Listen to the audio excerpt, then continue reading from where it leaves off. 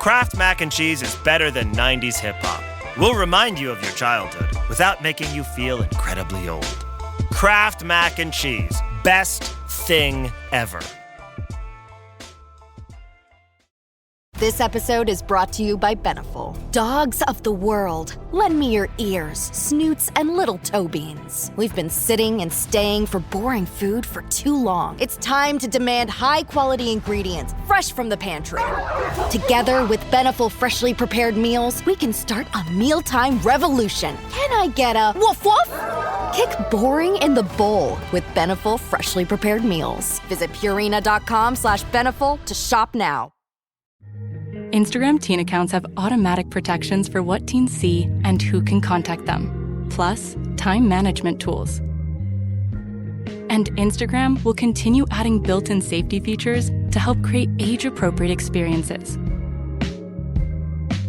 Learn more about teen accounts and Instagram's ongoing work to protect teens online at instagram.com/teen accounts.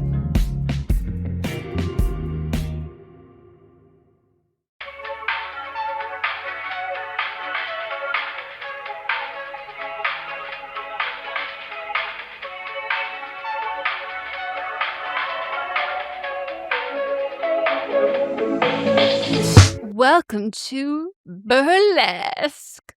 This movie has everything. Everything that you could want. It has not one, but two singer-turned-actors. Mm-hmm. It has Cam Gigante, who is in every single... Is that how you say his name? No idea. I've never known how to say it. He's in every single Giganet. movie made before the year 2016. Mm-hmm. He is in Twilight. He is in Point Break. Boss and I think we've seen probably half of his movies because he's in so many. We've missed some. He's very pretty. He is beautiful. I will say deeply unsettling for him not to play a manipulative bad guy in this, because as soon as he showed his teeth, I said, I've actually never seen those smile before. And I got very frightened. I said, who is that? Fully didn't recognize him when he had a smile on his face. It also has... Yes. But you didn't even name the singers, actors. Oh. Cher. My mother, Cher. Yeah, and Christina Aguilera. Mm-hmm. And it was cast by John Papsidera, which means nothing to anybody else. Yeah. But it was cast by John Papsidera. It's got Stanley Tucci, who... Yes. That man is hot. I don't care what anybody says, but Stanley Tucci is hot. Yeah. I agree with you. Okay. It also has Julianne Hough. Mm-hmm. Kristen with dark hair. Bell. Both of them with dark hair. Yeah. I liked it. I think they both look better with darker hair. I liked it. I will say Kristen Bell was an odd choice. An odd choice. I thought she was going to sing, and that was why she was the choice. She was a hot commodity at that time. I mean, she Veronica still is. Mars? Yeah. Okay. No, I think, and she's I think a hotter she probably now. wanted to get out of that Veronica Mars type role. Okay. And they also have her as and at the end, so that means that she got I wondered that. She got a special credit, so I feel like it was they wanted her for this part. Totally. And she negotiated for more. Mm-hmm. It also has Eric Dane in it. Yeah. Who just passed away. And I didn't know he was in this movie because I've never seen it, and I gasped when I saw him, and he looks as McSteamy as always. Literally every time someone new came on screen, I said, why do I recognize everybody in this movie? Mm-hmm. Everybody. Oh, and then guess who else Terrence was in this J. movie? Yeah, no, Melissa, when I and found out Diana Aragon, but when I for saw a second. Terrence J, it was the profile of his face, and I said, I need him to face the screen completely, and I need him to put his hands up near his chest, and I need to see her straight on so I can see his hosting face to see, is that Terrence J? And Mott's was like, I'm pretty sure it is. At one point, turns to camera, hands raised, face straight on. And I said, there he is. There is my host, Terrence J. Yeah. Peter Gallagher, too. Oh my, Sandy Cohen. I was like, what the fuck is going on? This was an insanely stacked cast. Yeah. Absolutely insane. Which they spent so much money on casting. They spent so much money on set deck, wardrobe, all of those things. It's also a jukebox musical, so they spent a lot of money on music, too, because they had to get the rights to it. Yes. And they spent absolutely zero time adhering to the laws of time, physics, and plausibility of Los Angeles geography. No one cares. Which, I don't by care. the way, I don't care. No, I prefer it. I love it. It's like La La Land, which I hated that movie. But I love when they make the city like a core part of the fucking movie. And it's important that it's set there. And then they just say, but besides that, we don't give a shit if it's actually real. Like, I love the fact that she's going from Santa Monica to Hollywood. I'm loving the fact that I love the fact that Hollywood is empty. There's no one on the streets. They're just driving down the streets. No traffic at all. No honking. No, I didn't even see a creature. I didn't see anybody dressed up as a character. No, She's walking around in platform heels with her toes out. I'd going never to do job that. Interviews? Yeah, never do that. Her feet would be filthy. Disgusting. And also, I love that they said it's the best view of the Hollywood Strip. You can't. Nope. Then they were like, you can see the ocean from here. Nope, what? You can't. Where? How? What? I just loved it. Like, I loved just how bonkers that was specifically. Yeah. This movie, the budget was $55 million, which now it would be like $150 million. Mm-hmm. And in the box office, it made $90.5 million. So it was a hit.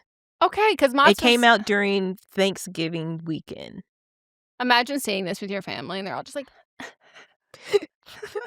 so much booby touching, and loved the outfits. So, the first thing I wrote down was, we're just suddenly in the movie. That is my only critique of this movie, is the opening. I'm fine with it. Let's get out of Iowa as quickly as possible. Let's steal money that belongs to us, but we're taking it. And we are leaving. We're gone. There's no follow-up. There's no calling of where the fuck are you? No, it's no, hey, how gone. are you? By the way, we don't even learn her name till like 15 minutes into the movie. Like, we get up and out of there so fucking fast. We don't explain, is there a plane? Is there... Oh, she goes to the bus stop. She's getting on a bus. That's where she is. She's taking a bus from... Yeah. By the way, that was not Iowa. That was Wilmington, North Carolina. And immediately I go, Wilmington? They're showing the bridge? We all know this is Wilmington. And the way that... She took a bus, though.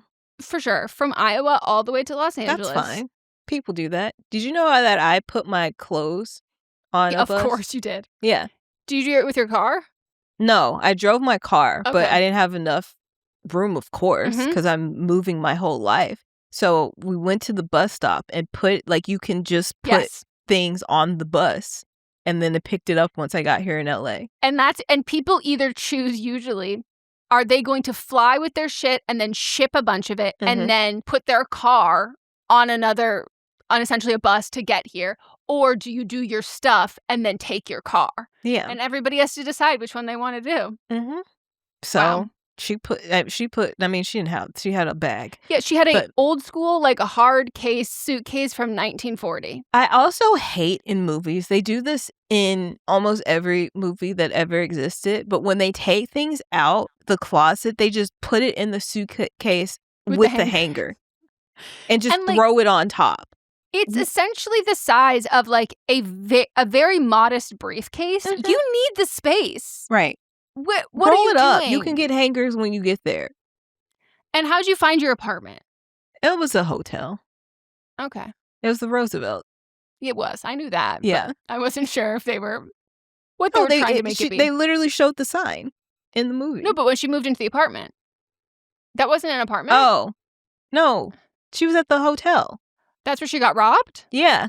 I thought she moved in. Okay, different angle. I thought there was because she even location. Had a postcard with it on there and circled the floor. I wrote down, why is there a postcard of your apartment building? Because it's the Roosevelt. It's the Roosevelt. Thank you. I missed that part. I was like, because even the postcard had Roosevelt. I know your eyesight isn't. Yeah, great, no, it wasn't great.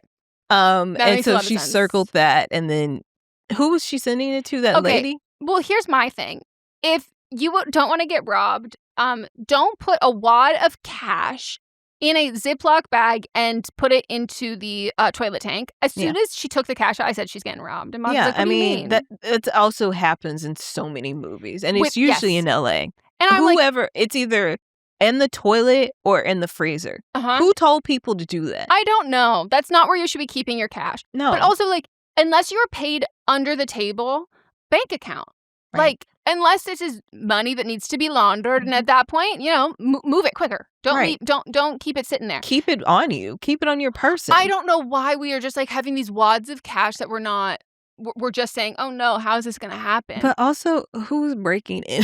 Well, no. So, but then my thing, when she write on the postcard, she sends the postcard in circles, I'm here. And I go, well, whoever's going to rob you is going to find this. Because, by the way, that postcard looks cryptic as hell. But she didn't send it. She ripped it up. Yeah, but symbolically. I just am like, if you are willing to tell someone that, I think that you should be, if you're worried someone's going to rob you, you should not be even debating telling people what floor you're living on. Like, I'm just not thinking we're thinking stuff through. But, okay, so it starts, we're in Iowa. Her boss isn't paying her, so she's like daydreaming of singing on a stage. And she's like, I'm fed up with this. I'm not going to go to, I don't know, the local workforce development people and report this. I'm just going to steal the money and leave. Yeah. And be gone. And by the way, I think he needed the money. There was not a single patron in that restaurant, bar, coffee shop. But it doesn't matter. You're not paying the people that work for you. So you shouldn't have had employees. You should have just been doing it yourself. So, but waitressing is a skill that she's acquired. Yes. So, so she gets on a bus and then goes to the big city of Los Angeles, and we're just there. This all happens in 5 minutes. Less. Like, it is 2 minutes, and it's like, we don't even have like a real opening scene. You just have a fake sunset, and then it's just like, I'm taking this money and I'm out of here. And now I'm just in LA. Right. What? She doesn't even talk to that lady again that she was trying to give some of the money to. She also definitely was like, that lady, unless she said, oh, so-and-so took that money, she probably had to take the fall for you. Yep. She probably got fired. Yep. So she leaves. She's in LA. She is looking for jobs on Backstage. And then she's walking into what I cannot stress enough are coffee shops, newsstands, and like lobbies of banks. And is like, damn, they didn't cast me to be a singer. Right. And I'm like, where are you supposed to be walking? Also, like, you know, I know that like we said, we're getting into this movie very fast, but maybe the first thing you go do is you go get a waitressing job and then go look at your dream jobs. Let's do that first. Yes. Like, you don't have an agent. No. Like, there was one of them that said union. And I go, you're not in a union. No. You can't even go to that. They're going to turn you away.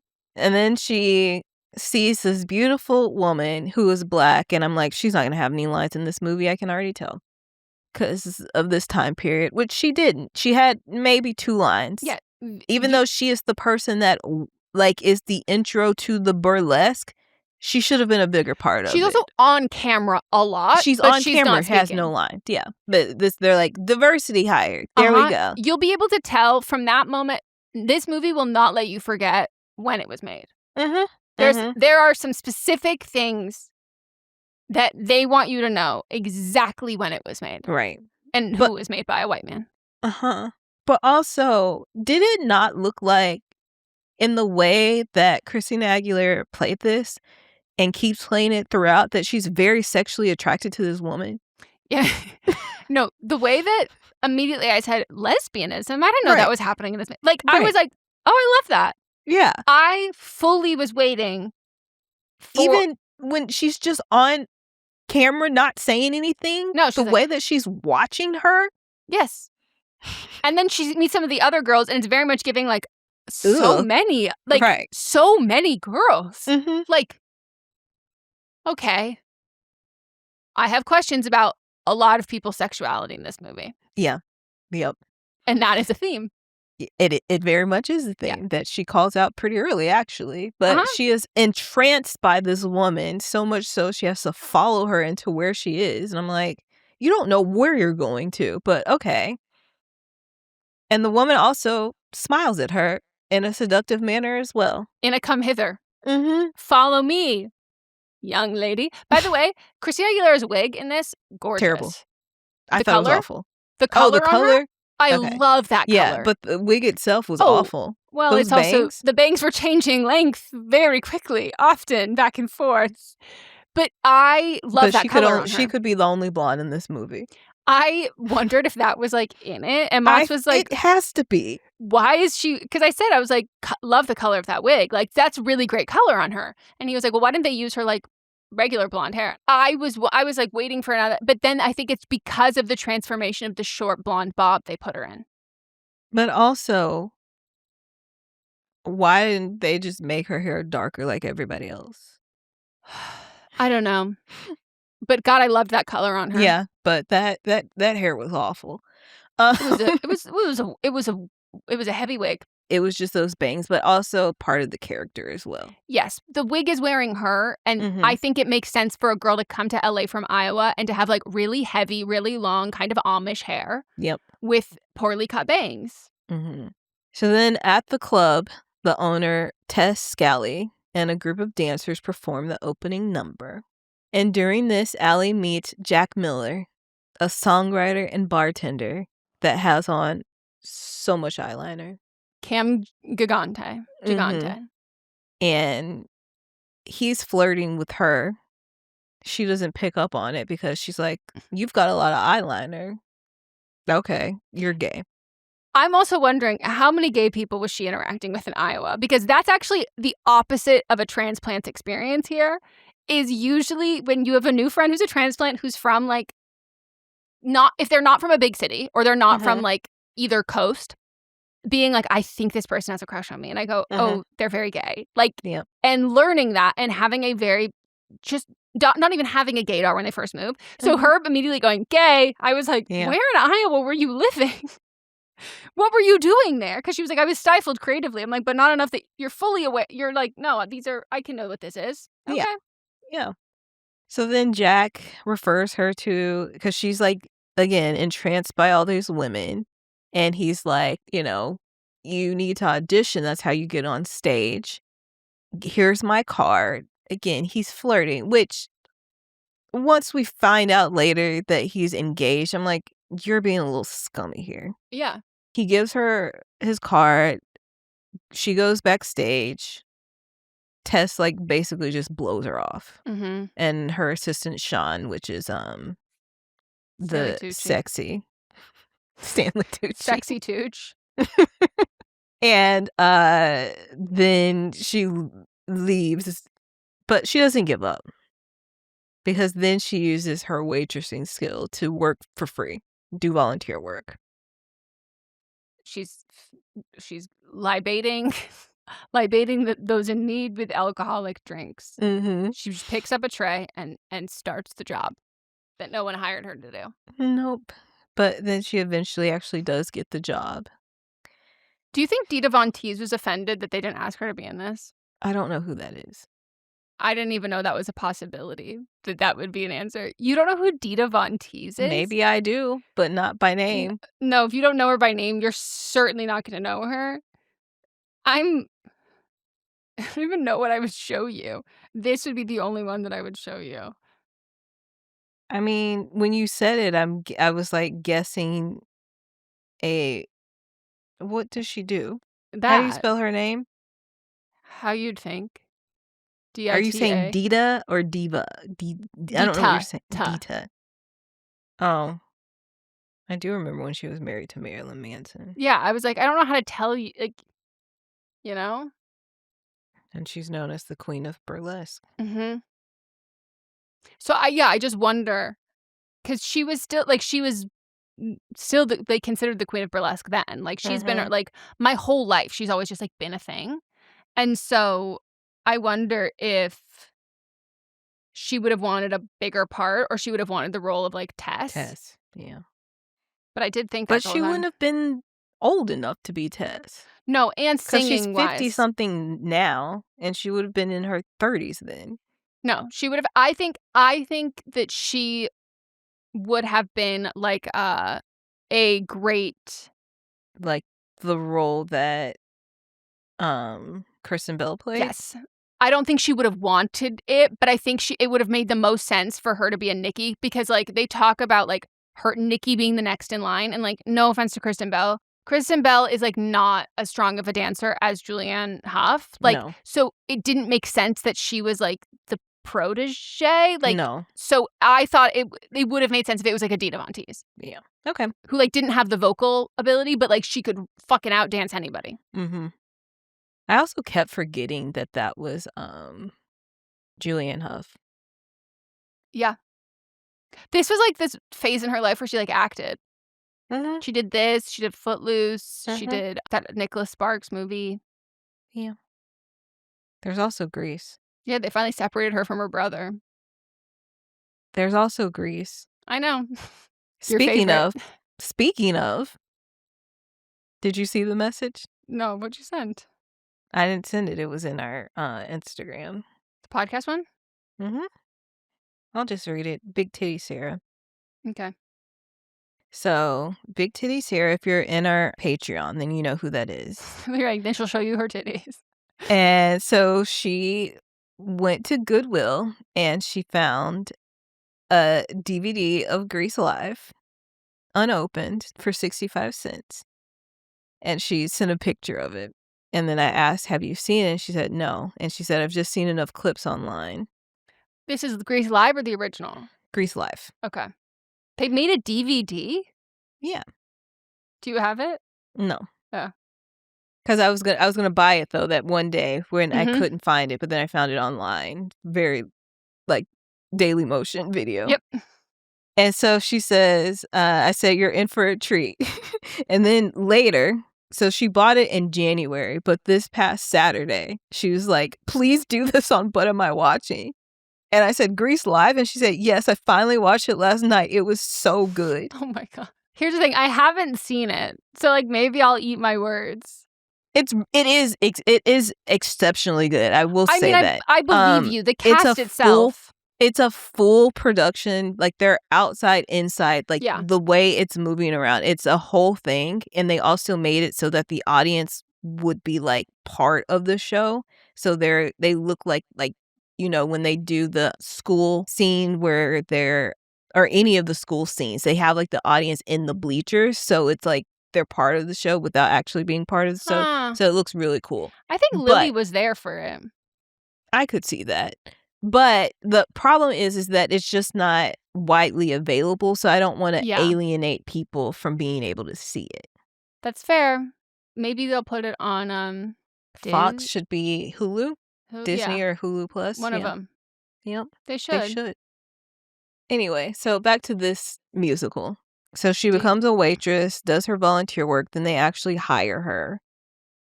And then Georgia, one of the lead dancers, becomes pregnant. Mm-hmm.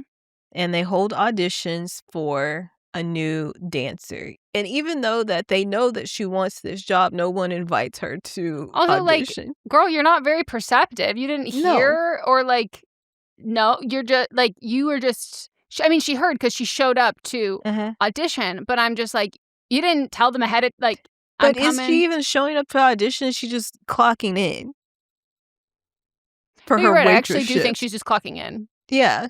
But she I didn't know this was happening.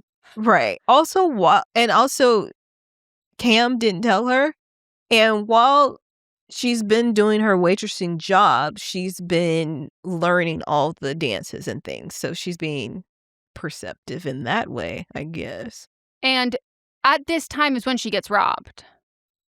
Yeah. Before she gets the job, right? No, it's after. It's after because, right? She hasn't moved in with him yet. I don't think so. No, she hasn't moved in with him yet.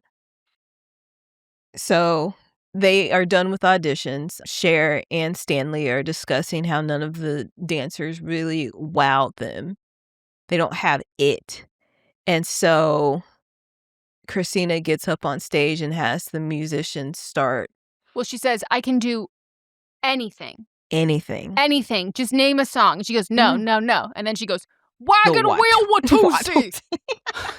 Which is the most famous line from this film. Yes. I'm addicted to the clip of Trixie and Katya doing that going, Wagon Wheel Watusi. I knew it was coming. I said it. And Mom's like, I thought you'd never seen this movie. I go, but I've seen this. I'm part of American cinema culture. Right. I know about Wagon Wheel Watusi. And also, just so everyone is reminded, I love Cher. I have always loved Cher. I've loved Cher since I was a child. I was Cher for Halloween, I think twice, but at least once. And I had a full, straight, long black wig. I love the outfits. Like, I am a Cher girl. So I don't know how that you've never seen this movie or how I've never seen it either. And I have to say right now, I think that Cher is, and I've given this kudos and this title to Whitney Houston, and I don't know who else, but Cher is one of the people who, like, I think, and I could be biased, but I'm not saying this, but other people that I know I'm biased about, is that I actually think even if she couldn't sing, she could get cast in things for just acting. Yeah. Like, she can actually just, like, straight up act, even if you took away the singing part. Yeah. So, Christina Aguilera, I think if you took away the singing, I don't think she's getting cast. It's not like she was acting in anything else. She was just acting in this movie. Has she acted, except for Mickey Mouse Club? I don't think she's really done any acting. But that's what I mean with, like, Whitney Houston. If you took away, if, like, Ursula came and took away Cher's voice and Whitney Houston's voices, I think they could both still be successful actresses. Yes. Because Whitney was acting before. Yeah. Like, they wanted her. And I'm saying this as in the show, on The Cosby Show, she was supposed to be one of the daughters on The Cosby Show. Which one? But because it was either Sandra, I think she auditioned for both Sandra and Denise, and they offered her Denise, one of them. She got offered one of them, but she wanted to be locked in for a 2-year or they wanted to lock her in for a 2-year contract. But because she was also singing, she was like, I can't do that. Yeah. She literally, if she was not singing, she would have been an actress too. But I think she was in one episode as a friend. I think Denise would make the most sense. It might have been Sandra though. Really? Yeah, it was both. She auditioned for both roles. Yep. I don't remember Sandra as much. Well, she was like an add-on. Yeah. The other one's Lisa Bonet. I remember that. Yeah, she came later. Okay. So I think they probably offered her Denise first, and when she turned down Denise, and they offered her Sandra. But yeah, so I agree with you on that. Yeah, I was impressed with her the whole time. Mm-hmm. And so she eventually is hired to be a dancer after dancing. Honestly, the dancing wasn't great. No, I said I could do this right now. I would have encouraged, if I was on set, even if I was a PA, I would have had a really hard time not saying, hey, Julianne, get up on there. Yeah. Swap them out. Just be a dance double. Like, she is not a strong enough dancer for me to believe she got hired on her dancing ability alone without telling them that she can sing. And also, I don't believe that she was didn't tell them she could sing immediately. Bitches who can sing will tell you they can sing, and they will sing at every chance and every opportunity. She was singing at her job and her work. What do you mean now suddenly she's just no singing? She's not singing. Yeah. One of my friends in high school loved singing. Yep. And I sat behind her in our math class, and I would have to kick her and be like, stop, please. Yep. I'm trying to concentrate. So that makes no sense to me. No.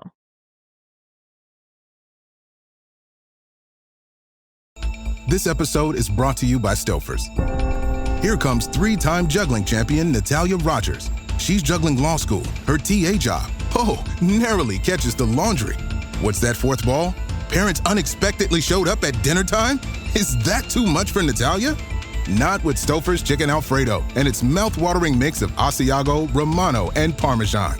When you're juggling 4 things at once and the clock strikes dinner, think Stouffer's. So she gets hired. That also leads Nikki to becoming an alcoholic. And it also leads our next very dating line in this movie where Christina Aguilera just throws around some very casual transphobia. Oh, yeah. I forgot about that. Yes. She did say that she looked like a man. You're a man. Like, good thing. Good job. Basically, she said, good job hiding your dick, you man. What? And then Stanley Tucci's like, come on, you must have gotten that before. And I'm like, what? It was so... again, it feels out of left field, but then you remember when it was made, and you're like, oh, okay, there's just always these one little... Yeah. And they're also always calling her a slut, too, but we've never seen her with anybody. No, call her a drunk. Yeah. Like, that's what it is. That is what she is.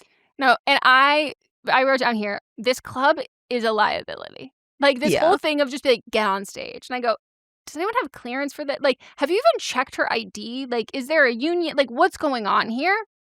And then this is when she gets robbed. Yeah. Because, of course, once you put money... in a toilet. Yeah, if you want your money to be stolen, like Melissa said, freezer or in the toilet tank, like, it will be stolen. And guess what? It was. And then zero follow-up after that. Crying. The only person that she knows to go to because she has their business card is Jack. But also, she thinks he's gay. So she goes, I feel safe. I'm going to go to the gay man's house. And I said, this movie is metrosexual propaganda, yet still transphobic. Yeah. Because the way that they also don't reveal that Stanley Tucci is gay until much later on. And, like, people being like, of course he's not. Of course, like, why would you assume that he wouldn't be gay in this? You have to watch this movie to understand that they are trying to they're trying to trick you into thinking that Stanley Tucci is not gay. And metrosexual, that totally fine. But that was not a term used anymore. But of the time, so used. So I'm like, that is what this was. I was like, is he supposed to be gay? I don't know. Like, I truly didn't know. Because there was also sexual tension between him and Cher. And then they talk about how they, like, hooked up one time. Yeah. So maybe he's bi. No, he's gay. They officially confirm it. But I would like to say that this aspect, when she finally figures out and confronts Jack, when she finds out he's not gay. Well, she's walking around in her drawers. And she goes, oh, let me put some pants on. Scary. And he was like, well, better for tips. I will say, it might offend some people. It is, in fact, the truth. Gay for pay is, without a doubt, a thing here. So much so. Do you know how many gay clubs I went to with, like, my gay guy friends when I first moved here? And they would be mad that the straight guys the seemingly gay guys that were the dancers or whatever would be hitting on me.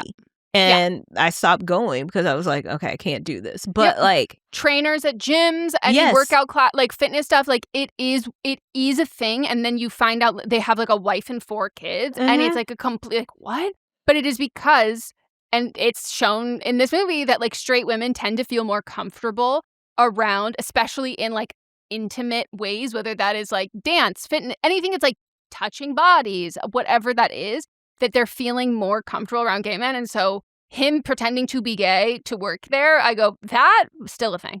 Yeah. Still 100% a thing. But he has a whole, but he just like, I don't know if he actually pretends because like he pretends like for the patrons, but everybody that is there knows that he's straight because they know that he has a fiance. Because even Stanley Tucci is like, we don't like your fiance.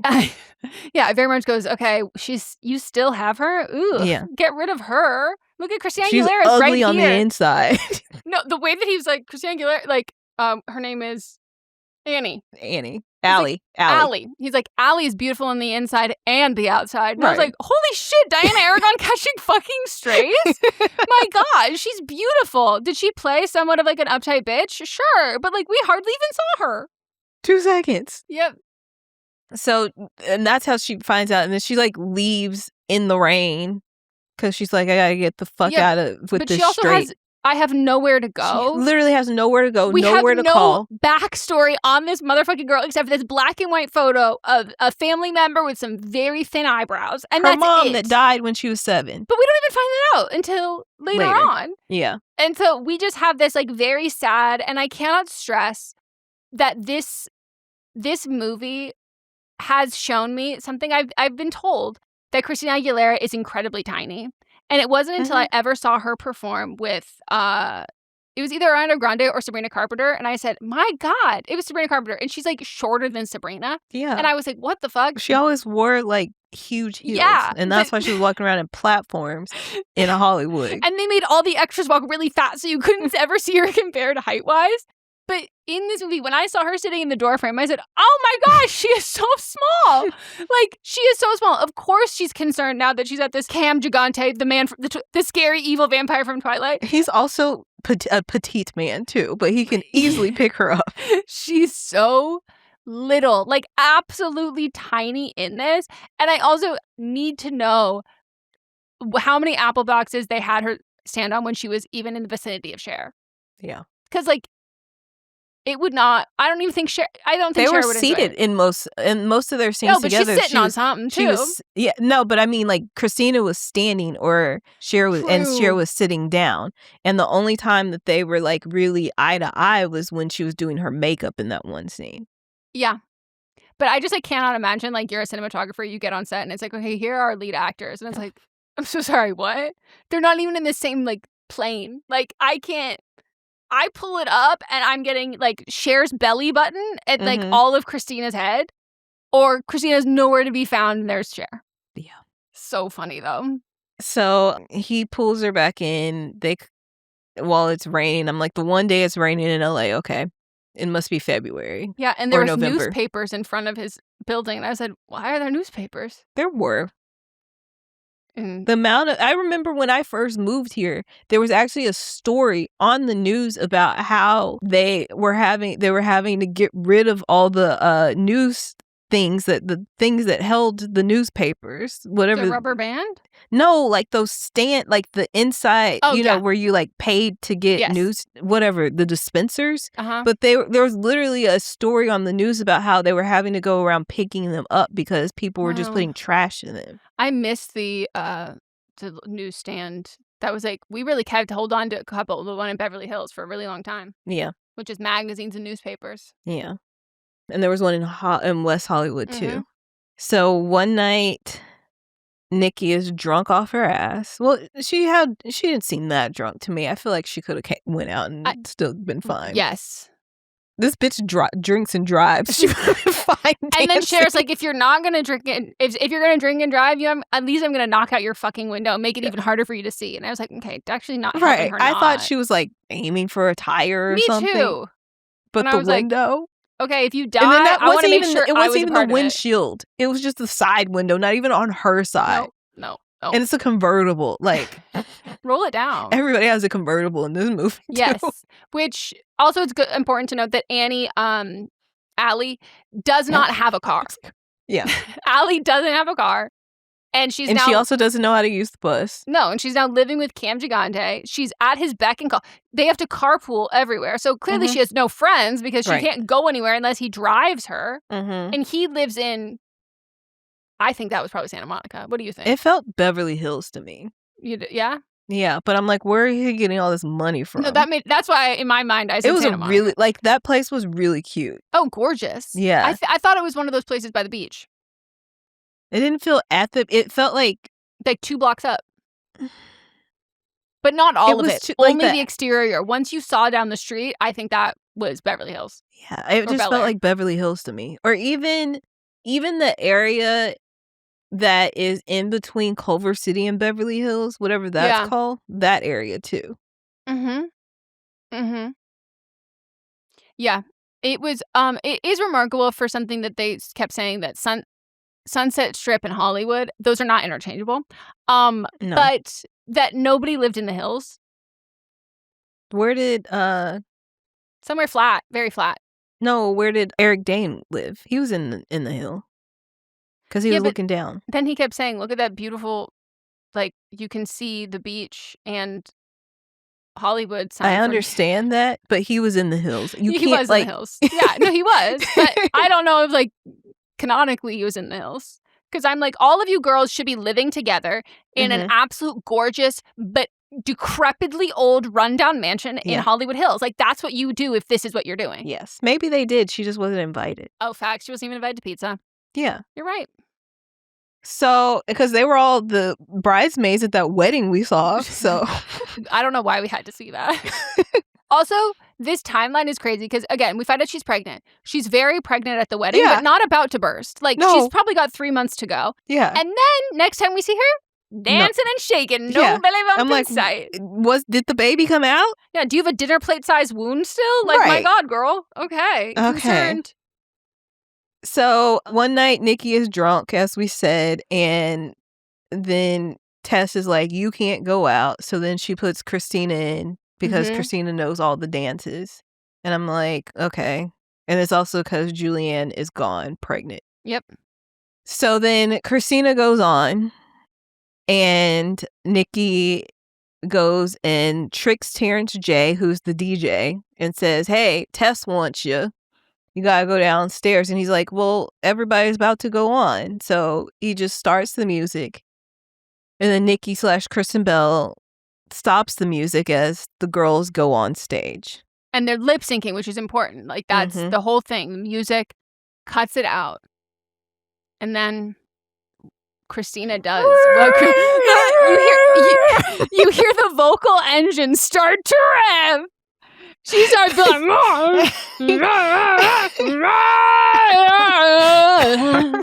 and you're like, damn. Woo. That's a Chevrolet up in here. Everybody in the club is doing that too. Yep. They're like, what? Pre-push buttons. Yes. A real rev up. No, and by the way, she revs for at least 30 seconds before a single actual word comes out of her mouth. Because she is also the music director on this movie. And you can tell. Because she got a credit that I've never seen before. A music executive producer, I believe is what it was. Yep. Yeah. And you can tell because they let those runs run. Yes. Run, Forrest, run. And then everybody in the club is surprised. At first, the curtains are going down, but then Cher stops him and is like, no. Put that curtain up. Let that girl cook. Yeah. So they did a Mean Girls where now she's going to sing it. It, of course, took twice as long because she had to have all of her runs in there. Yeah.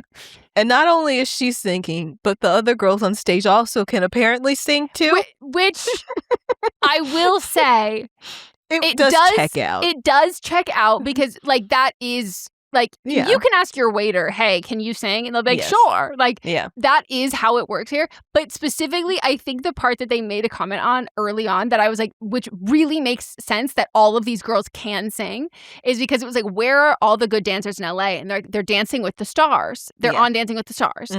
And that really is the distinction. If you are a dancer who can sing, you're not on Dancing with the Stars. Because a lot of the kids from Dancing with the Stars are like recruited from competition dance, not musical theater dance. And they're not like as... Or Mormon. Yeah. They're not as well... I don't want to... This not as an offense to them, but they're not typically as well-rounded of like full-on performers.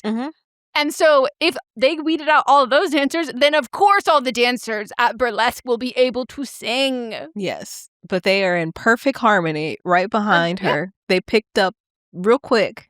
And so they're doing a full show of singing and dancing. And the whole club is loving it, including Eric Dane.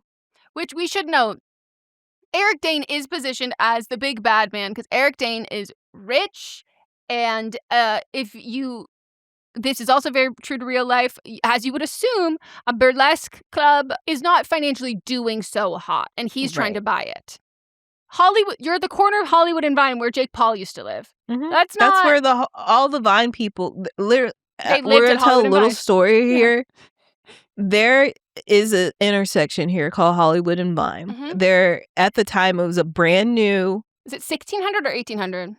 I think it was 1600. I think it's 1600 Vine. Yeah, it is 1600 Vine. Yeah.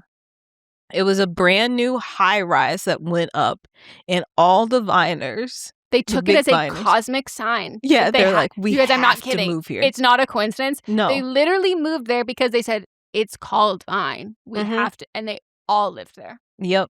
All of them. I unfortunately had to go once or twice. Yep. For work reasons, but that's where they all got together and they're like, this is where we will end Vine.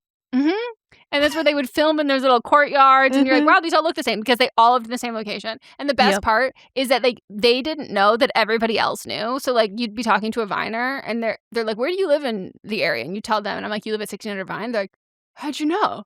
I'm like, because you all live there. Yep. So but funny. Anyway.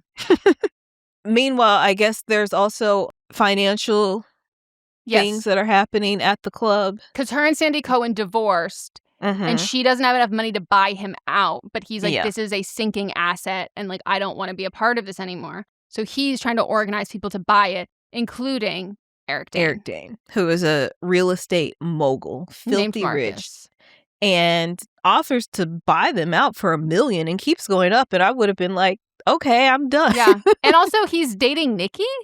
Yeah. But we never see them together. No, one time. And I was pretty sure that was just someone else in her wig. Yeah. So. And they also used the same cutaway shot, the one that we see right here during this scene. They used that cutaway later in the movie. And I'm like, y'all couldn't even change their clothes? No, nothing. The exact same people are in the exact same spot in the exact same clothes. Yep.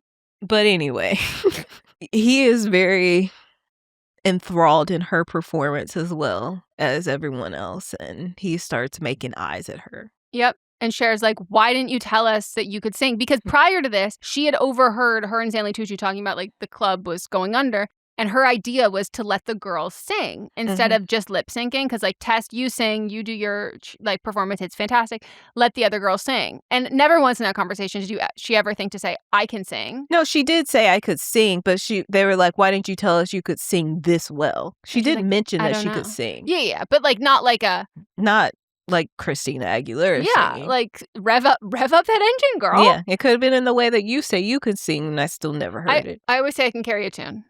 I can carry a tune. Christina Aguilera would never describe herself as being able to carry a tune, as that is her talent. So they're like shocked, and then it's like, Cher's like, she has a newfound fight in her for this club. Not that she was giving up before, but like, you know, she was kind of ignoring the problem. And now she feels like she found a solution. Because she always just mentions their problems. Yeah.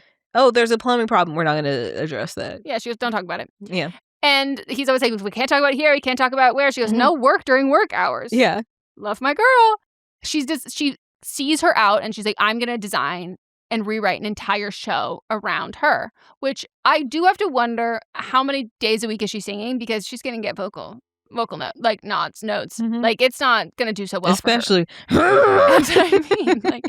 And like, there's just so much revving. And I love it. No, me too. I'm not saying it as a diss. Like, I truly love nobody could do that like that. No. Like, it's a skill in itself. And so she is thriving, and then essentially Nikki's plan backfires, and like now Nikki was the one who had tried to had wanted to sing prior, and she throws a little hissy fit. Yep. And she's like, you said we can't sing. Well, maybe sound like Christina Aguilera. And now it seems like not only is Christina Aguilera taking your roles, she's getting to sing on stage. She's also taking the big sister, little sister relationship with Cher. She's also taking your man, Marcus. Yep. And so the response to that is drunk driving. Yep. Where she lies to Cher and says, I slept with Vincent the day before your honeymoon. Yeah. What? And then Cher, with her handy-dandy tire iron, she just keeps in the back of her car because she's participating in a game of Clue, just chucks it at the passenger side window as she speeds off drunk driving. Like, she doesn't even really try to stop her, really. Like, also, take her keys, do something. I've been around people that were going to drive drunk. Oh, yes. And they get pissed at me, but it doesn't matter. I don't care. No, I have had fully grown men try to physically fight me because I've taken their keys. And I'm like, no, I'll trip you and you're drunk. You'll fall. Right. Also, suck my dick. What is Nikki's parents doing? Like, because she's driving a brand new, I think it's a BMW convertible. It is. Moss pointed that out. So, like, what is this is not how you're making money. Or maybe Marcus bought it for her. That's something he would do. It is something he would do. But also, where are you going, Nikki? Right. Like, Nikki's always busy. I will say it would have made She is always like she's always late, and she's always like, she's like, I got somewhere to be. And I go, where? You're never at your job. You're always late and you're always missing. Maybe this is her evening job. Well, they're like, she's always drunk, which doesn't make sense. She would have a drug problem. I'm gonna say it. Like, they wanted to keep the rating what it was, but like, realistically, Nikki would have had a coke problem. Not alcohol problem because she's moving far too fast for an alcoholic. Like, it's not making any sense. Yes. She's like, I have shit to do. That's cocaine. That's in fact cocaine. It is not alcohol. Disney Plus wants to know, are you ready?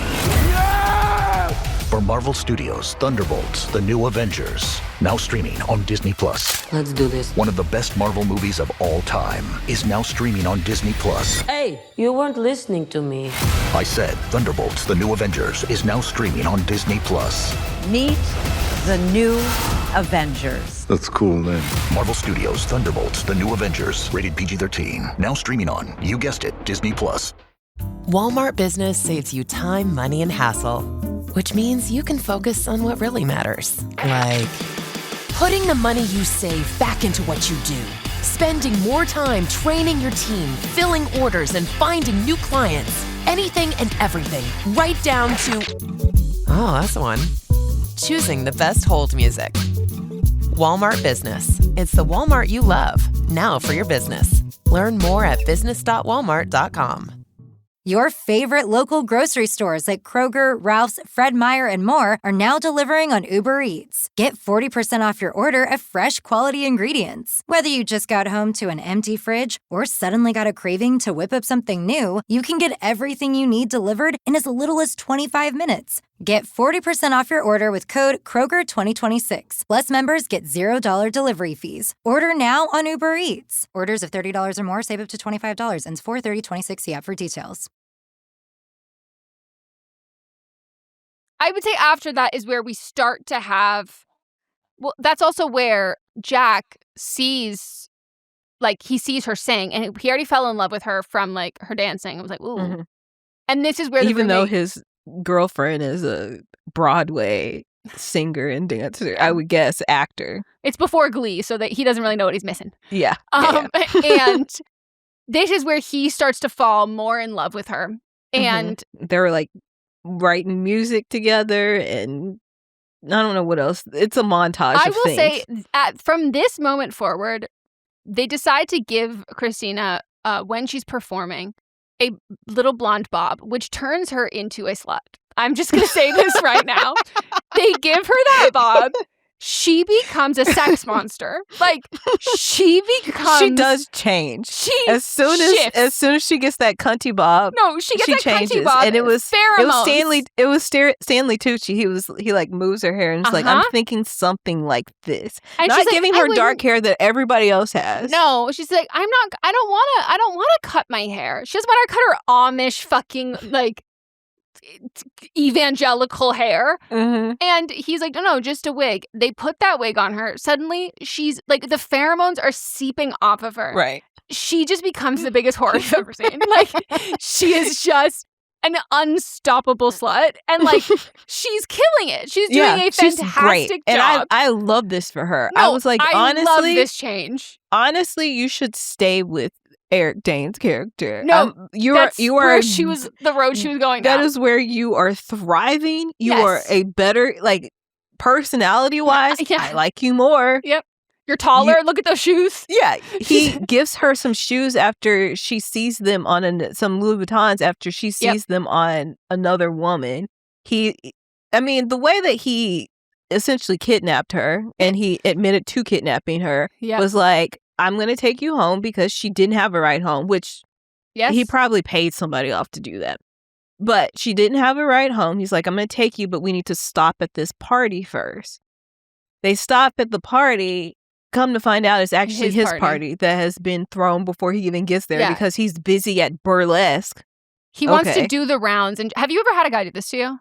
Yes. Me too. I said that to Mods, and Mods goes, that's crazy. It was in Venice. I'll tell you right now, this is a universal experience. I was like, I'm going to ask Melissa when we record. She will have had the same, like, men do this where they're like, oh, here, I'll do you a solid. And you're like, I'm already resisting. I don't want you to do it, but like, okay. And then you're like, get in my nice fancy car and like, actually, so sorry, we have one errand to run where I'm going to just try and look like the coolest person ever. And you're like, take me home, please. Yeah, but she likes it. And honestly, this would have worked on me.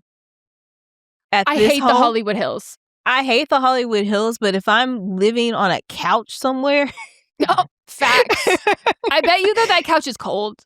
Yeah, and it wasn't even a couch. Leather. It was a chaise lounge. Yeah. Like, it was hard. No, but at least they have blankets there. There's lots of layers in that There apartment. are lots I think of layers. you'd be sleeping on a white leather sofa that is like hard as hell if you're sleeping in Eric Dane's. Yeah, but he's got guest rooms. I could have a bed. Yeah, totally. I'll sleep outside. Like, it's beautiful. I'd sleep by the pool. It's still better than that chaise lounge. Yep. And also, he's like whining and dining her. And everybody likes her. And also, he has connections to the music industry in which she wants to work. Mm-hmm. I'm sorry, but... No, but you're missing the most key important. It's played by Eric Dane. And it's Eric Dane. He's very hot. He's so hot. He doesn't even have his McSteamy little mustache and goatee here. No, but and I thought that was what his... Because I've never really seen him in anything other than Grey's Anatomy. And I thought it was his little mustache that made him hot. And I was like, no, this man is just hot. He's big, too. Yeah. He's a big boy. Yeah. But here's the thing. If Eric Dane was in a failing pop punk band and had 15 roommates, and I'm 20, I'm also hooking up with him. I mean, hooking up, but like, literally, you could have your Cinderella story. No, totally. Right now. I just think like, that, like, use him until, like, I think he shouldn't have been that hot. Like, even though Cam is also hot, he has no money. No, but he never plays a guy with money. That's like what he does. I think it's like in his rider. He needs to play men with his rider. I understand that, but in this movie, who am I picking? Well, size-wise, I'm purely picking Eric Dane. Like, but I'm petite like Christina, so like that doesn't matter to us. That's why she had to get those Louboutins on, because they were like, we thought fitting you with Cher in the same frame was hard. Yeah. This one is turning out to be a little bit difficult. I will say that this is also the moment that I found out that this movie's in fact not also Moulin Rouge. And that's a totally separate movie. Didn't you know that before? No, you were I knew asking for Chicago and Burlesque were two separate movies. And then I remembered, I was wondering when Nicole Kidman was coming. And then I realized that's a third movie. Moulin Rouge is really good. And I actually was going to suggest it for next week just to keep on this, because also Megan Thee Stallion is starting her Moulin Rouge. And I don't know if you've seen the pictures that dropped today. Wait, which ones? I saw her sneak peek one. Meg. No. No. The makeup looks fantastic. Oh my God. Oh, yeah. And the reason why I figured that out, I don't know why, but it was right after Stanley Tucci had suggested that she wear a wig. And he said, you can wear a wig. I'm wearing one right now. And I laughed out loud. Oh, gorgeous. That's gorgeous. She's perfect. Do you think Clay's going to go to every single one? Yeah. When basketball isn't happening. Yeah. His mom will be there for everyone. I love that.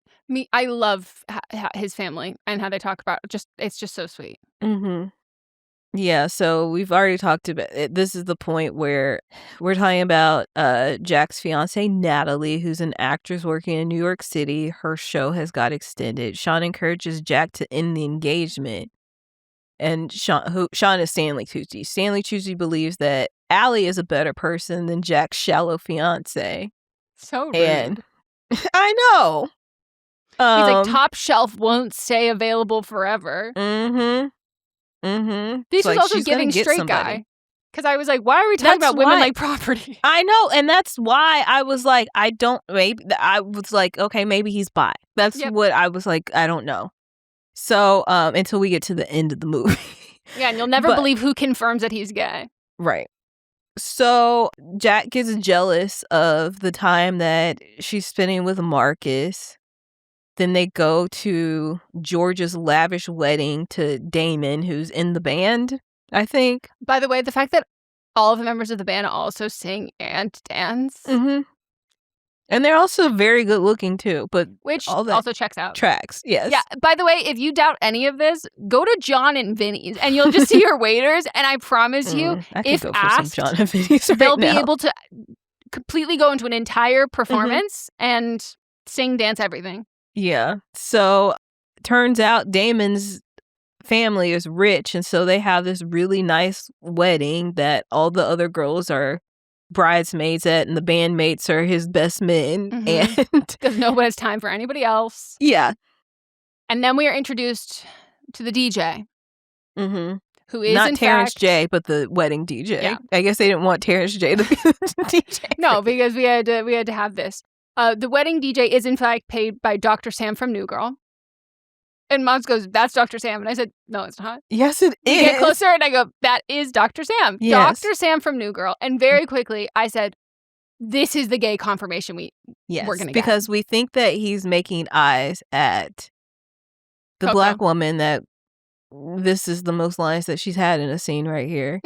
But he's actually making eyes at Stanley Tucci, and Stanley's making eyes back. Yep. And this is also when Jack breaks up with Natalie over the phone. Mm-hmm. He gets very drunk. He's drunk. Mm-hmm. And then we get into some dicey ethical things, which is also where you get, this was not made by a straight man. Yeah. Mons literally said, Mons was like, "I'm uncomfortable.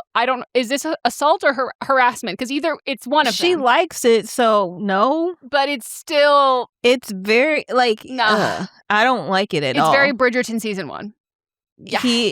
They're back at the apartment. I will say, up until we get to the point where what we know is coming, it is funny, and I wrote down, Cam Giante should do theater. He is very physically funny. Mm-hmm. He's walking out. He's like, "I forgot my key." No, first he's in a onesie. Yes. Comes out, and he forgot. I don't even remember He's in a matching pajama set. Yeah. And he said, "I forgot, lock the door," or something. Yeah, I forgot to lock the door. Yeah. Does that, goes back in the room, comes and take out. in mind, double doors. Yes. Big old French doors. Uh-huh. Comes back out. Now he has no shirt on. And he forgot something else. A glass of water or something. Something like that. Then he goes back. And Christina Aguilera is on the chaise lounge this whole time. But Giggling, she is loving laughing. all of this. Yeah. Looking at him, salivating in the same way that she does with the other women. Yeah, because she's a whore now because they gave her that wig. Yeah. He goes back inside. Then he comes out naked. Completely dick out. Mats ass refused to believe it. He was like, "No, he's wearing underwear." And I go, "No, babe, No. he's naked." Mm-hmm. We see his ass. We see his ass, and then he holds cookies in front of his dick. He's like, and "I'm hungry. I forgot I my want a cookies. snack." Well, these will be in here if do you want to? And I have to say, they're acting wise, she is doing what she needs to do to get this role done. This is the best acting she's done the whole movie. Yes, but their chemistry is very good. Very good. And he's also a great actor. And great actors can make other people look good. But I was impressed with their chemistry. And I was like, "Do you guys ever have a little fun thing together?" I was saying the same thing. But then they fuck. Yeah. And do they fuck more than once, or does Natalie come the next day? I think it's the next day, but I think like they a sex montage. Yes, they fucked a lot. Okay. I couldn't tell if we're fucking over time. Yeah, I couldn't. I think it was the next day, though. But because they haven't come up for food or water. No. Yeah. They ate cookies and ate cookies. And cookies. So then Natalie, his girlfriend, because I saw in the credits that Diana Argon was there, and I was like, "Is she back there with a wig on?" And I just don't know that she's there. I went through, I had to look at the images because I had the same thing. I said, "Which one is she with this wig?" Because I was like, "Damn, they dyed everyone's hair dark, and now I can't tell who anyone is." And I'm thinking she's in it. Nope. Here she is. And I was like, "Oh, okay." And even in this scene, her face is obstructed a lot. All you the don't shadows. really get. You see her for 2 fucking seconds. Yeah, but again, this was before Glee. Yep. So she comes in. He's like, "I broke up with you," and Christina thinks that he actually didn't. And Natalie's like, "You think you can break up with me over the phone?" Which I think is a valid. Yeah. I think that's a valid statement. She says, "You think you can break up with a girl like me over the phone?" Yeah. Which is giving threatening. And by the way, I think he likes it. Also, that's her apartment too. Well, now she has in fact stopped paying rent. Yeah. Which is why he was okay with Annie. As he started developing feelings, was like, she needs to move out. But then was like, Allie. okay. You keep calling her Annie. I'm sorry. So, Allie, she doesn't look like an Allie. And also they said it's short for Alice. And I said, that's not a thing. You're Allie, you're Allison. Yeah. That's not a thing. Yeah. But then when she got the job and it was like, oh, you can start paying some rent. So that'll be great. So I'm like, are you still on the lease? Right.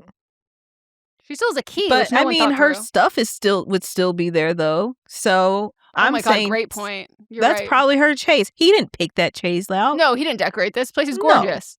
Yeah. Unless he brought Alan Cumming in to direct it. Right. The only Why scene is they he gave there? him. Well, do you not remember the scene where he did the whole little dance? The banana? The banana dick, and then they ate it, and he's like, Yeah. ooh. Could have been anybody.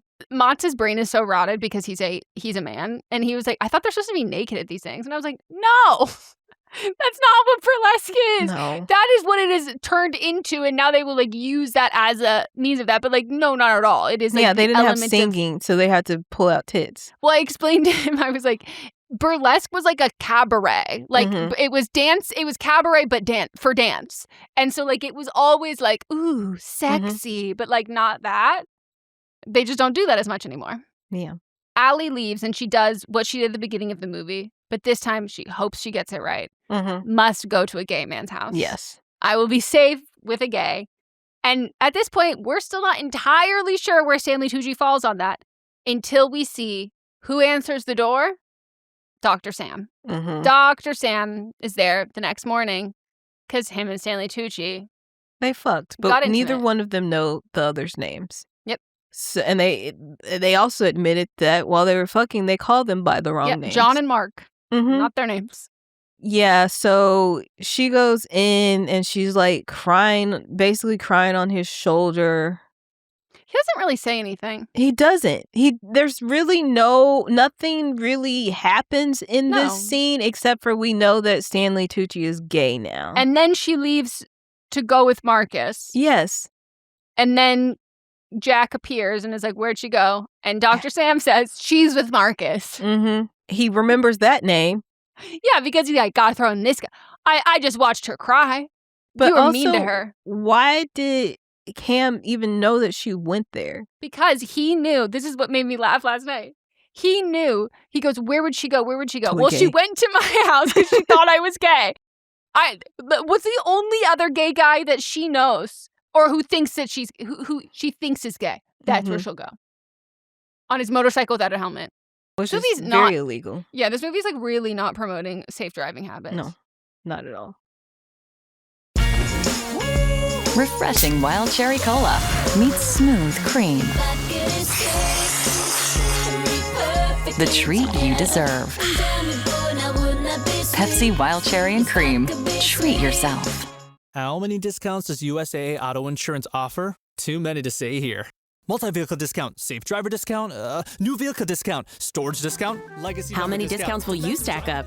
Tap the banner or visit USAA.com/auto discounts. Restrictions apply. This episode is brought to you by Redfin. You're listening to a podcast, which means you're probably multitasking. Maybe even scrolling home listings on Redfin, saving homes without expecting to get them. But Redfin isn't just built for endless browsing. It's built to help you find and own a home. With agents who close twice as many deals, when you find the one, you've got a real shot at getting it. Get started at redfin.com. Own the dream. So then she gets to while Marcus. she's at while she's at Marcus's house, she sees a new housing or development type thing that he is building that's in the exact spot where the burlesque show is. And she's like, "What are you doing with this?" And he goes, "Well, things are changing." She's like, "Does Tess know?" It's like, Tess has no money. So she must rush back to the club to alert Tess that Eric Dane is going to build. They tore down Paradise and they're going to put up a parking lot. Yep. And this is his real plan. He was never just going to buy it and the club was still going to exist. And then Allie remembers something that he told her on their initial day of being together about air pollution. Airspace. You can buy the rights to this airspace. I don't think this is a thing. I don't know that it ever even was a thing. I don't know. I know. I almost looked it up, but I don't care enough. But basically, like the reason why he claims that he's got like such a beautiful unobstructed view of what he is calling Sunset Strip. That's not what that is. No. Because he has that beautiful and obstructed view, it's because he bought the airspace, like essentially bought so the people in front of him can't build anything higher than X amount of stories. And I know that is a thing, but I don't know if you can do it for residentials in the way that they're doing it in this movie. It is a thing, but I think it's a city and state thing. Exactly. I don't think it's a as a personal business, you can dictate how high someone else can build anything. Yeah. I think it's like a code thing. So Tess is like, whatever, shut up. And then Allie yells at her and it's like, no, you're going to listen to me. And then they have a conversation off that we just assume happened. Yeah, so we meet a brand new white guy, salt and pepper, a man who apparently wanted to buy the club before. This feels like a cut out scene because they added it in later. But we heard where about they're it. like, we have to, well, when she first goes to the club during the daytime, we get a quick view of that building. Yep. And then it's never talked about again. But I was like, okay, I'm going to have to remember this for something later. And so he's like, well, yeah, you turned me down. Like, I'm not going to give you the offer again. And it basically, and they don't say it explicitly, but what it seems to be is that because he owns these gorgeous, like, great condos or whatever, and the higher price ones are because of the better view, that they essentially sell the air rights above their building. So they don't sell their building. They keep the building, but they sell the air rights. So no one can build up on it, so it won't obstruct the views. And so because of that, it's enough money. By the way, it is just a Band-Aid to the problem. It's enough money to pay off Sandy Cohen for his half of this because they're divorced. Pay off his half, so she just solely owns the club herself. And then she spends all of the rest of the money on the final number. I do want to know how we're keeping up with our rent and our loans. The way that they have invested all this money now into the club, how somehow expanded and has so many more seats. It's twice as wide. And we've got so many props and pyrotechnics. Yeah. Also the letters, burlesque, that are giant. Started a wedding trend for decades. Yeah. So, yeah, I mean, that's basically the end of the movie. Well, we do have a reconciliation between... That's what I'm about to say. Everybody gets a reconciliation, not just one person. Every character gets a reconciliation. Yep. I wrote down, so Nikki starts to reconcile. And I literally said to Mott's, I said, did Nikki go to rehab? She's wearing a sweater. And Mott's burst out laughing. I go, that's definitely a rehab swetter. Yes, the I implication, think that's what happened. She's wearing a sweater, and I know that you're a boy, so you don't understand this, but the implication of her wearing that sweater means she went to rehab. And I'm not wrong. Yep. That's a rehab sweater. Tess and Nikki then make up, and that's where she admits that she never slept with Andy Cohen. Sandy Cohen. Oh, sorry, Sandy Cohen. I didn't even realize I said it. That's where she didn't sleep with Andy Cohen. Yeah, I didn't even realize it. That's straight Sandy for pay. Cohen. Damn. And then Andy Cohen would be in this club. Yeah.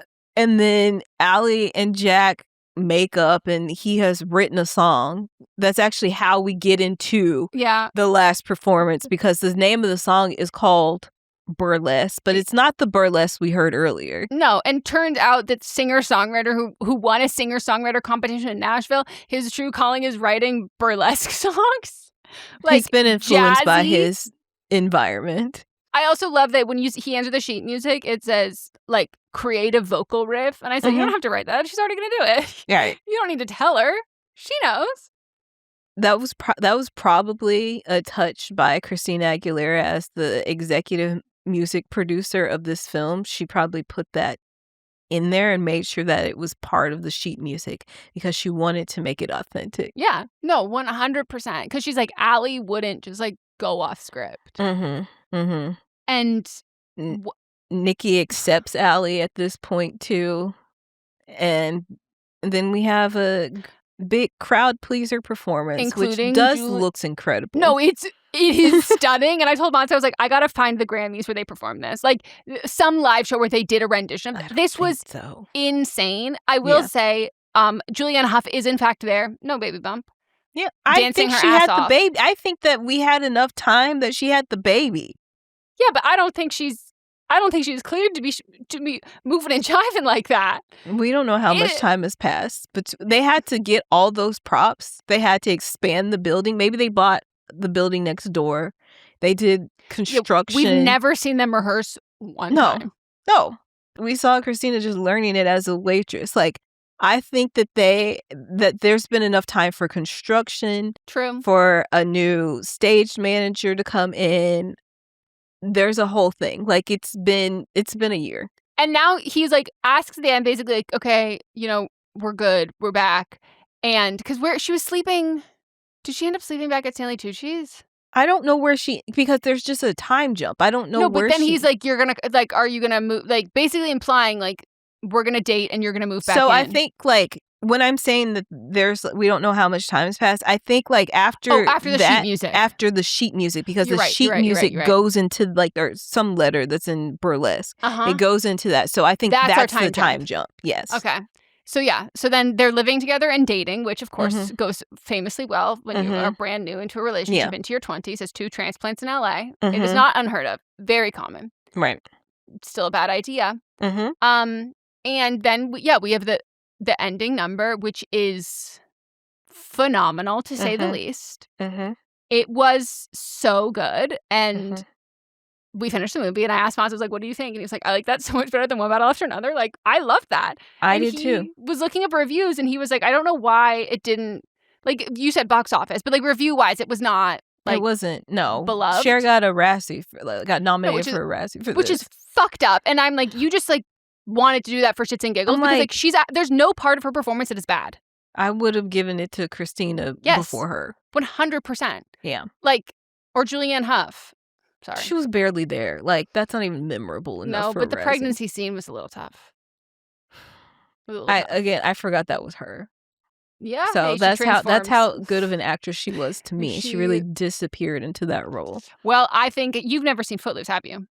Yes, I have. Oh, okay. I've seen Footloose. She's phenomenal in that. And she's phenomenal in Grease. I don't know why you keep pushing that away. No, but I think for me, when I see her with dark hair like that, I need her to be in Footloose, and I'm expecting that caliber of performance. Yeah.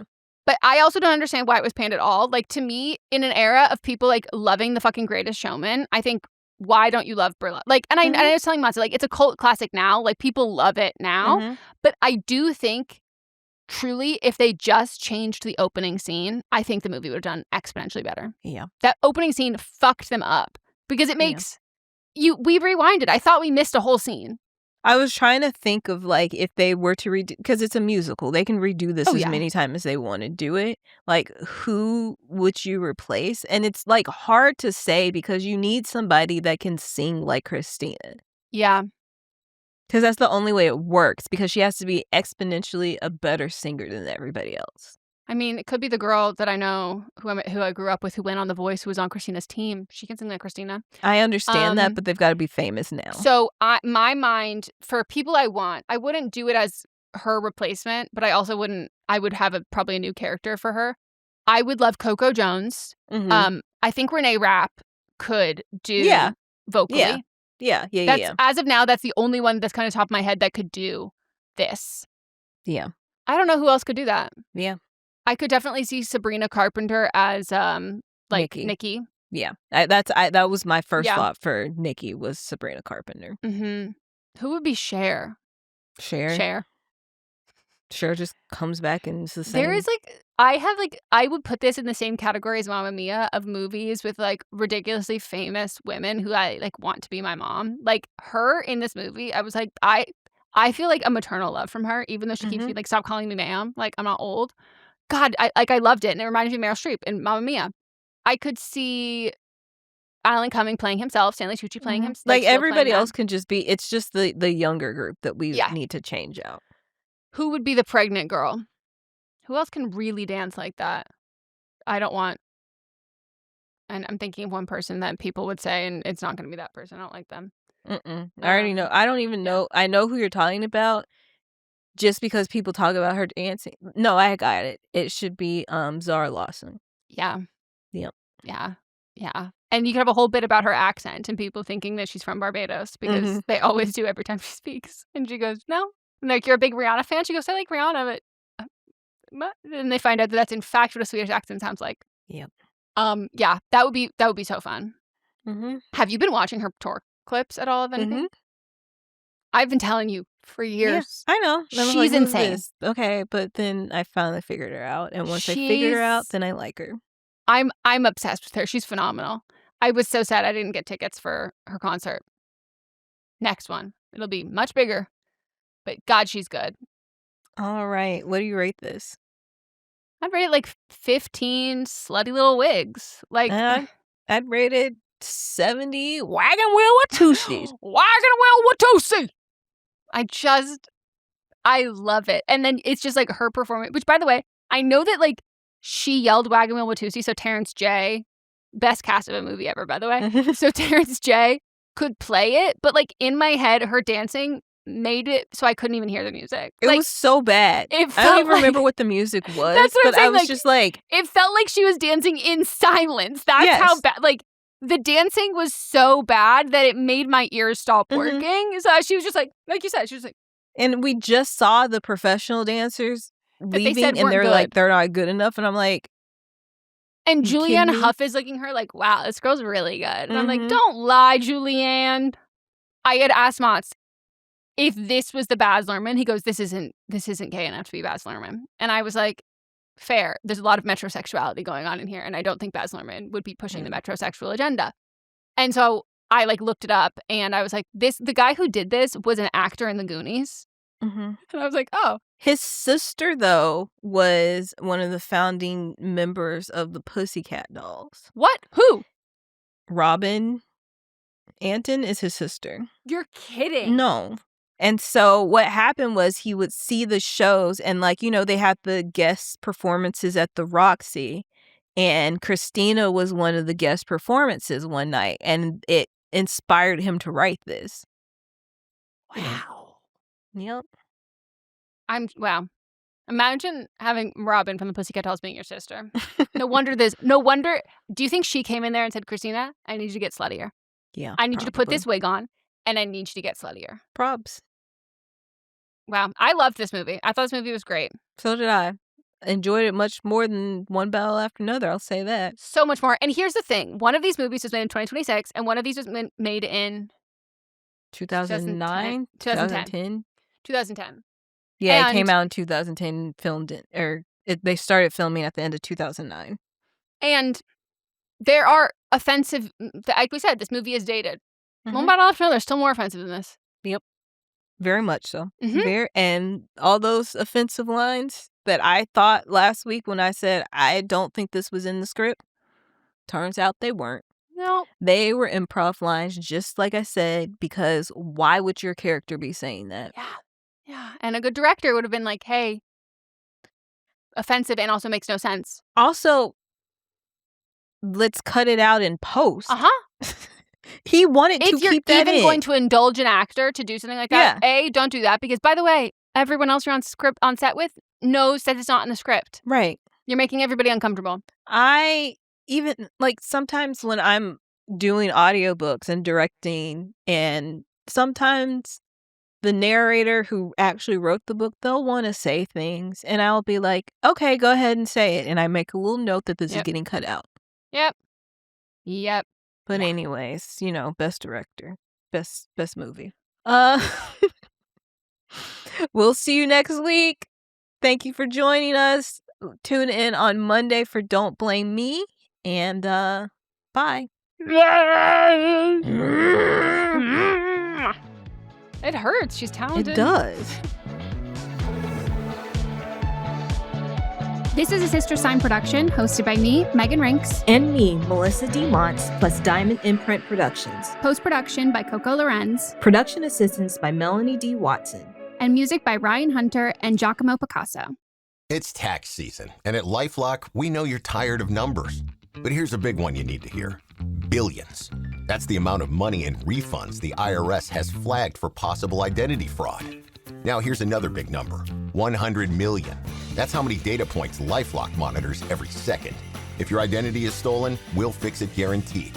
One last big number, save up to 40% your first year. Visit LifeLock.com/podcast for the threats you can't control. Terms apply.